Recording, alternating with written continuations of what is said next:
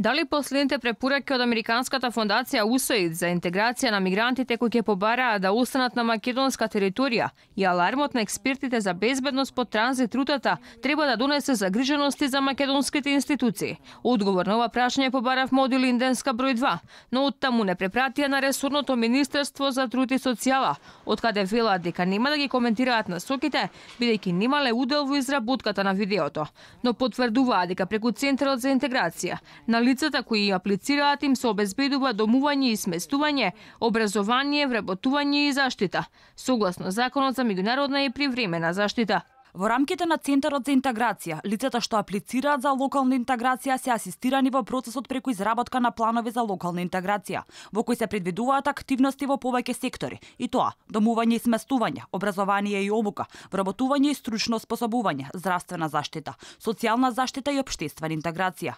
Сите права и обврски на лицата со признаено право на меѓународна заштита се определени во Законот за меѓународна и привремена заштита и се врзани со типот на заштита кој што лицата го остваруваат. Експертите за безбедност предупредуваат, иако со намален интензитет, балканската рута функционира, а најновите препораки не се случајни, носат и страф од инфилтрирани структури поврзани со терористичките организации. Спорно е дали имаме државен апарат кој може да ги социализира овие лица. Тие препораки не се случајни. Јас би се сложил дека мигрантскиот бран не е ишчезнат, тој е намален.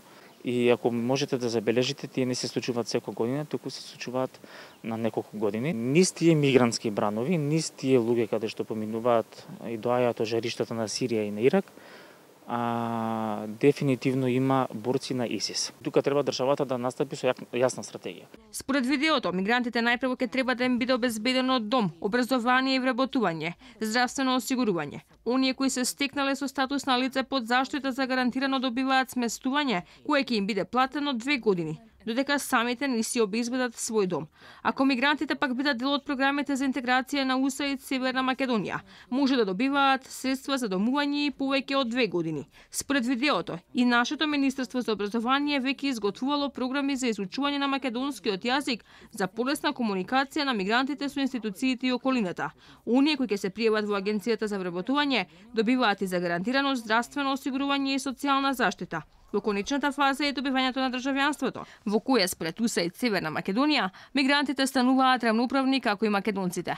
До денеска во трите прифатни центри сместени се 62 лица баратали на азил, од кои 20 малолетници. Во Македонија во моментов престојуваат и 99 семејства кои се вклучени во процесот на интеграција, од кои дури 97 се бегалци од косовската криза.